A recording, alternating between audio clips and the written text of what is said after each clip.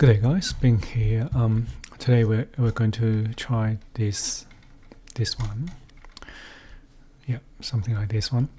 So Revit Revit is not very good for this type of model because it's quite limited for us to create a mass. We can either use multiple profile or a path with a series of profiles on this path. So for a mass like this one, I guess in other software you can probably just create a closed spline. So maybe 1, 2, and another one 3, and then somehow you can just directly create something from them. But in Revit, we need to do it differently. Okay, so now let's start.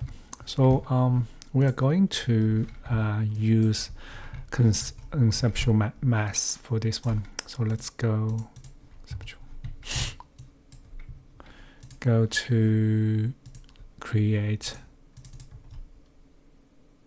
this. Okay. So first, let's go to floor plan. So the idea is, I'll just do a screenshot of this one. Okay. So instead of trying to create these closed splines, we need to do it differently. We need to create something, maybe something like this. Okay. And of course, use the Revit rule, either multiple profiles or a path with profiles. And then we're going to cut this, and cut this. Okay, so let's do it. And also, I might just not exactly like this one, but just something similar. Okay, so first we're going to create a surface, right? So we're going to use multiple of spline through points, but to do that, this time I'm going to place point first. So maybe I'll just place point here, and I'll copy this one up by maybe 10 meter. Okay, and then copy another one. Maybe could be more. Okay, maybe that's enough. And then select all of them, create a spline through points, and tick this is reference line option to make it a reference line. And then select this reference line. I'll copy this to the right by 10 meter. Okay, and then maybe just copy more. I'll use this point, and then okay, maybe something like this. So now we can select all of them, all these reference lines, and create a form. So now if I go to 3D view, you'll see this is a form we just did. I'll type WF, and maybe instead of floor plan, maybe I'll just go to elevation. Okay, maybe south, and type WT. So in this view, there's a 3D view here. So, and then in this view, we can just try to adjust the point. So I'll type I'll type IC. So there's only points visible. Oh, it's not visible. Anyway, so we can select them. So you can select points. You can use your keyboard to nuggle up, just the arrow key, and you can select these. For example, you can do adjust this, and then you can also go to the other direction, so maybe east. And once again, I'll just select the one point and type IC, isolate category, and then you can just adjust the point up, just move them up or down to to change the shape of this massing, right? So you can move this point up. If you want to move it quickly, you can press Shift with the arrow key, so it's 10 times faster. Okay, So okay, so now this is, maybe I'll just stop here. You can also do it in 3D view if you wanted to. So I see, and then just click on this face of this cube, and then you can just select some points, go move them up or down, right? And okay, but this is just random because we don't know exactly what it will look like. So if you want to, if you have some idea, you can just do it this way instead of doing, move the points here. So you can just do it here. So I want this point, this area to be higher. So you just manually just pick those. Maybe just type WF, and because I have this option, I will always have this one activated, select elements by face. So sometimes it's a little bit hard to pick points when the face is visible. So one option is you can turn this off, or you can use a wireframe, so you can easily drag select. Otherwise you can't, right? Otherwise, if I change to hidden line HL, you would drag this surface, right? But if you turn this off, you will be able to drag select. Okay, now, so this is a surface. Now we can cut some void. So let's do some easy cut first. So I'll just do this. Easiest one, the easy one's the middle one. So this one. So let's just go to, maybe just go to floor plan. So I'll just close this 3D view, go to floor plan. I'll just close the other two elevation. Okay, so to make it cleaner, I'll just, yeah, that's fine. I'll use WF wireframe. So we just need to reference, so currently on level 1, that's fine. And we're going to use a spline, okay? Draw on world plan, and then we can just create. We can't create a closed loop, just closed spline. So we can't do this in Revit. So you can see we won't be able to pick that endpoint, but we can always stop here. So press escape, and then directly start another spline, and then we can pick the endpoint here. So for these, you can try to adjust the point to see this blue dash line. Try to make these two spline tangent, so when you cut the surface, the edge will become quite smooth. So you can try to, yeah, sometimes it's a little bit hard. This one's fine. Okay, I think that's it. And yeah, all good. So now we can select both of them. Control select, create a void, and select the option on the left, which is avoid, solid avoid. Okay, so no, avoid with a height, or yeah. And we also just type a negative offset as well. So if I go to 3D view, you'll see. So that's a positive offset, that's a negative. Okay, and then it actually automatically create this opening here. So I think it's good. And then let's do another one. So let's do another one. So maybe this one, let's make it a slightly interesting shape. I'll go to floor plan again. Again, use a reference spline, use spline.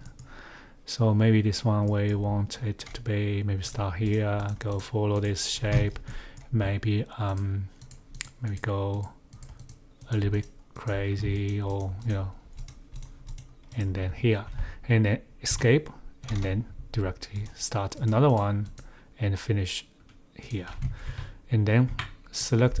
So I think yes, reference line, that's good, because sometimes when you create, you might start with model line. That's fine. So you just need to select it and tick this box, it will become a reference line. So quickly, the difference between them is if you use model line, once you create a void or a solid, this line will will become part of that solid or void. If you use a reference line, so after you create that solid or void, you can still pick that reference line, and anything you any change you did to that, it will instantly reflect to the solid or the void.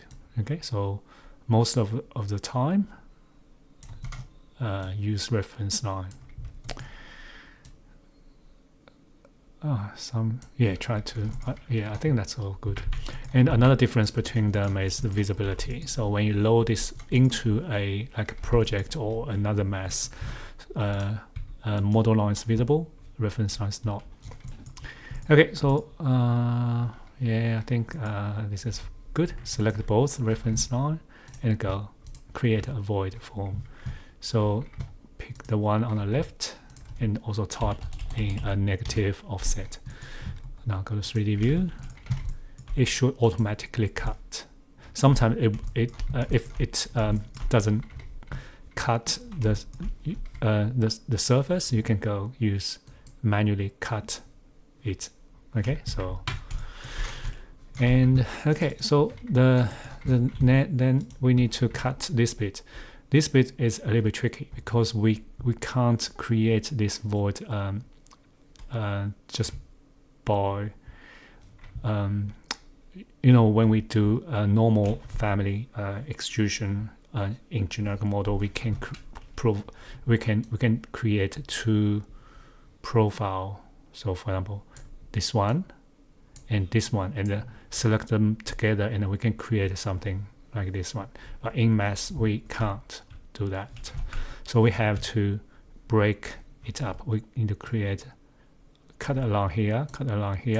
So we need to create this first and then create this one. Okay, so let's do it. So so first we're going to create a spline. So I'll just start from here. Okay, so roughly maybe stop here, and I will let me think. What's the next one? Oh yeah, next one I'll just do it here, maybe follow here roughly, and then finish here. Okay, so maybe just increase here a little bit, and I think that's all good. Maybe adjust this so it along with the other one nicely, and then we not yet, we need to create another one. So now we need to place another, so we need to align between here to there and here to here, and then another spline finish here, and another one finish here. Okay, and then we can create so one is here, control, not this one. Maybe just manually pick, tab, control select,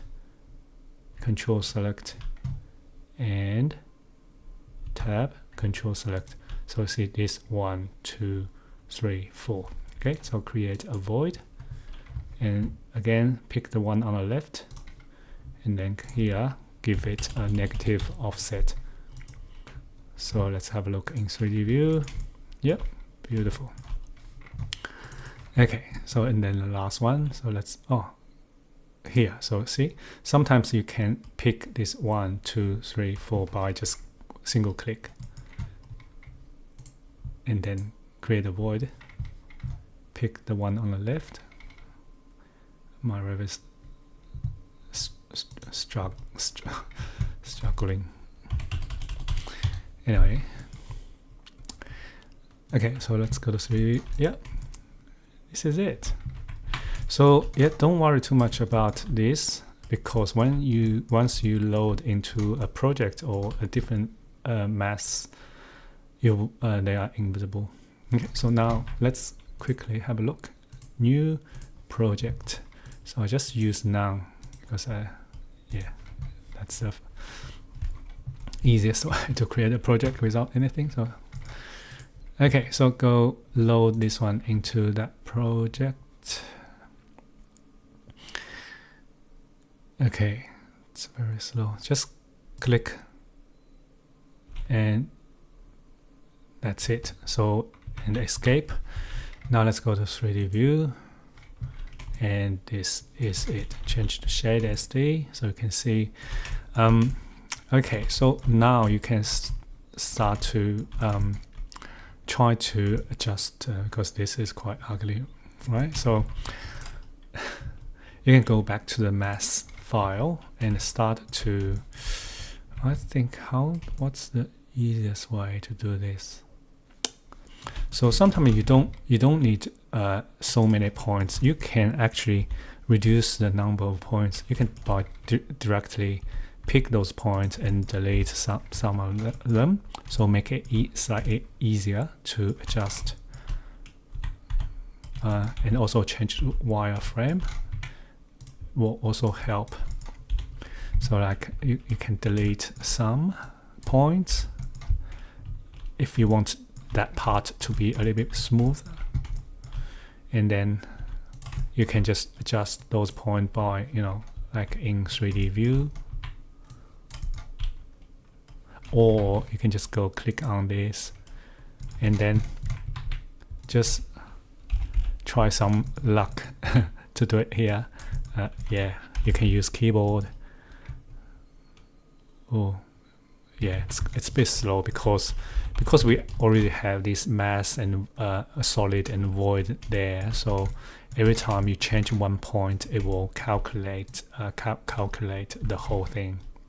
So if you have a very complicated mass, it's yeah, you probably want to, or you can just remove.